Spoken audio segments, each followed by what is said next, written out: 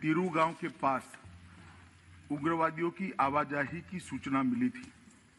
इसके आधार पर सेना के 21 पैरा कमांडो के एक दस्ते ने दिनांक 4/12/2021 की शाम को संदिग्ध क्षेत्र में एम्बुश लगाया था।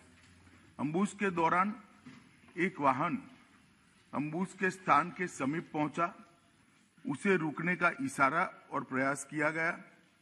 रुकने की बजाय वाहन द्वारा उस जगह से तेजी से निकलने का प्रयास किया गया, जिसके उपरांत इस आशंका पर कि वाहन में संदिग्ध विद्रोही जा रहे थे, वाहन पर गोली चलाई गई, जिससे वाहन में सवार 8 व्यक्तियों में से 6 व्यक्तियों की मृत्यु हुई। बाद में एक गलत पहचान का मामला पाया गया। जो 2 लोग घायल हुए थे उन्हें सेना द्वारा ही इलाज हेतु नजदीकी स्वास्थ्य केंद्र में ले जाया गया। यह समाचार प्राप्त होने के बाद स्थानिक ग्रामीणों ने सेना की टुकड़ी को घेर लिया, 2 वाहनों को जला दिया और उन पर हमला किया। इसके परिणाम स्वरूप सुरक्षा बल के एक जवान की मृत्यु हो गई तथा कई अन्य जवान घायल हो गए। अपनी सुरक्षा में तथा भीड़ को तितर-बितर करने के लिए सुरक्षा बलों को गोली चलानी पड़ी, जिससे 7 और नागरिकों की मृत्यु हो गई तथा कुछ अन्य घायल हो गए। स्थानीय प्रशासन और पुलिस ने स्थिति को सामान्य करने के प्रयास किए हैं। अभी स्थिति तनावपूर्ण लेकिन नियंत्रण में बनी हुई है। पुलिस महानिदेशक नागालैंड और आयुक्त नागालैंड ने दिनांक 5/12/21 को घटनास्थल का दौरा किया। ताजिद पुलिस थाने में घटना के बारे में प्राथमिकी दर्ज की गई है और मामले की गंभीरता को ध्यान में रखते हुए इस मामले को राज्य अपराध पुलिस स्टेशन को जांच के लिए सौंप दिया गया है। इस संदर्भ में एक विशेष जांच टीम SIT का गठन किया गया है, जिसे 1 माह के अंदर जांच पूरी करने के निर्देश दिए गए हैं। उपरोक्त घटना के पश्चात दिनांक 5/12/21 की शाम में लगभग 250 लोगों की उद्वेलित भीड़ ने मोन शहर में असम राइफल की कंपनी ऑपरेटिंग बेस पर तोड़फोड़ की। भीड़ ने COB के मकान में आग लगाई, जिसके उपरांत असम राइफल की टुकड़ी को भीड़ को तितर-बितर करने के लिए गोली चलानी पड़ी। इसके कारण एक और नागरिक की मृत्यु हो गई और एक अन्य घायल हो गया। प्रभावित क्षेत्र में किसी और अप्रिय घटना को रोकने के लिए अतिरिक्त बलों की तैनाती कर दी गई है। सेना की 3 कोर मुख्यालय द्वारा एक प्रेस वक्तव्य जारी किया गया है, जिसमें निर्दोष नागरिकों की दुखद मृत्यु के घटनाक्रम पर अत्यधिक दुख सेना द्वारा व्यक्त किया गया है। सेना द्वारा इन दुर्भाग्यपूर्ण मृत्यु के कारणों की जांच उच्चतम स्तर पर की जा रही है और कानून के अनुसार समुचित कार्यवाही की जाएगी। घटना की सूचना मिलने पर मैंने तत्काल नागालैंड के गवर्नर और मुख्यमंत्री जी से संपर्क किया।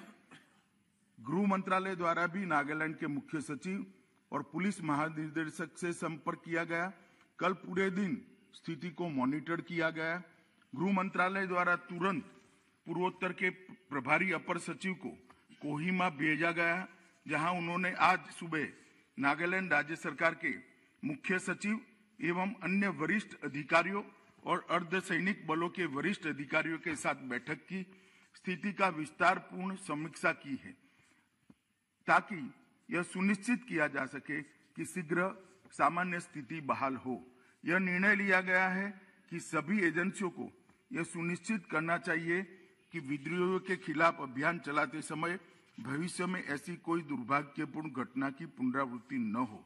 सरकार स्थिति पर सूक्ष्मता से नजर रख रही है और क्षेत्र में शांति और सौहार्द सुनिश्चित करने के लिए आवश्यकता अनुसार जरूरी उपाय भी किए जा रहे हैं। राज्य प्राधिकारियों ने एहतियात के तौर पर प्रभावित इलाकों में निषेधाज्ञा लागू की है। भारत सरकार नागालैंड में हुए इस दुर्भाग्यपूर्ण घटना पर अत्यंत खेद व्यक्त करती है और मृतकों के परिवारों के प्रति गहरी संवेदना व्यक्त करती है। Item number. भारतीय सेना को नागालैंड के मौन जिले के तिजिक क्षेत्र में तिरु गांव के पास उग्रवादियों की आवाजाही की सूचना मिली थी। इसके आधार पर सेना के 21 पैरा कमांडो के एक दस्ते ने दिनांक 4/12/21 की शाम को संदिग्ध क्षेत्र में अम्बुश लगाया था। अम्बुश के दौरान एक वाहन अम्बुश के स्थान के समीप पहुंचा एवं उसे रुकने का इशारा किया गया। रुकने की बजाय वाहन द्वारा उस जगह से तेजी से निकलने का प्रयास किया गया, जिसके उपरांत इस आशंका की वाहन में संदिग्ध विद्रोही जा रहे थे। वाहन पर गोली चलाई गई, जिससे वाहन में सवार 8 व्यक्तियों में से 6 की मृत्यु हो गई। बाद में यह गलत पहचान का मामला पाया गया। जो 2 लोग घायल हुए थे उन्होंने सेना द्वारा इलाज के हेतु नजदीक के स्वास्थ्य केंद्र पर ले जाया गया। यह समाचार प्राप्त होने के बाद स्थानीय ग्रामीणों ने सेना की टुकड़ी को घेर लिया, 2 वाहनों को जला दिया, उन पर हमला किया। इसके परिणाम स्वरूप कोई और बात रिकॉर्ड में नहीं जा रही है। माननीय जवान की बयान के अलावा कई अन्य घायल हो गए। अपनी सुरक्षा में तथा भीड़ को तितर-बितर करने के सुरक्षा बलों की गोली चलानी पड़ी, जिससे 7 और नागरिकों की मृत्यु हो गई। कुछ अन्य घायल हो गए। स्थानीय प्रशासन और पुलिस ने स्थिति को सामान्य करने का प्रयास किया है। अभी स्थिति तनावपूर्ण लेकिन नियंत्रण में है। पुलिस महानिदेशक नागालैंड और आयुक्त नागालैंड ने दिनांक 5/12/21 को घटनास्थल का दौरा किया। तिजिक पुलिस थाने में घटना के बारे में प्राथमिकी दर्ज की गई है और मामले की गंभीरता को ध्यान में रखते हुए इस मामले को राज्य अपराध पुलिस स्टेशन को जांच के लिए सौंप दिया गया है। इस संदर्भ में एक विशेष जांच टीम SIT का गठन किया गया है, जिसे 1 माह के अंदर जांच पूरी करने का निर्देश दिया गया है। उपरोक्त घटना के पश्चात 5/12 की शाम में लगभग 250 लोगों की उद्वेलित भीड़ ने मौन शहर में असम राइफल की कंपनी ऑपरेटिंग बेस पर तोड़फोड़ की। भीड़ ने COB के भवनों में आग लगाई, जिसके उपरांत असम राइफल की टुकड़ी को भीड़ से तितर-बितर करने के लिए गोली चलानी पड़ी। इसके कारण एक और नागरिक की मृत्यु हो गई और एक अन्य घायल हो गया। प्रभावित क्षेत्र में किसी और अप्रिय घटना को रोकने के लिए अतिरिक्त बलों की तैनाती की गई है।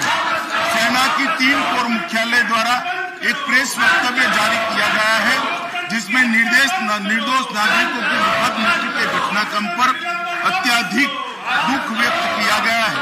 सेना द्वारा इन दुर्भाग्यपूर्ण मृत्यु के कारणों की जांच उच्चतम स्तर पर की जा रही है और कानून के अनुसार समुचित कार्यवाही की जाएगी।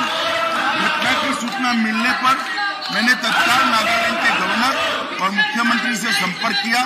गृह मंत्रालय द्वारा भी नागालैंड के मुख्य सचिव और पुलिस निदेशक से संपर्क किया गया और कल पूरे दिन स्थिति को मॉनिटर किया गया। गृह मंत्रालय द्वारा तुरंत पूर्वोत्तर के प्रभारी अपर सचिव को भी कोहिमा भेजा गया, जहां उन्होंने आज सुबह नागालैंड राज्य सरकार के मुख्य सचिव एवं वरिष्ठ अधिकारियों और अर्धसैनिक बलों के वरिष्ठ अधिकारियों के साथ बैठक की। स्थिति की विस्तारपूर्वक समीक्षा की गई ताकि यह सुनिश्चित किया जा सके कि शीघ्र स्थिति सामान्य बहाल हो। यह निर्णय लिया गया कि सभी एजेंसियों को यह सुनिश्चित करना चाहिए कि विद्रोहियों के खिलाफ अभियान चलाते समय भविष्य में ऐसी कोई दुर्भाग्यपूर्ण घटना की पुनरावृत्ति न हो।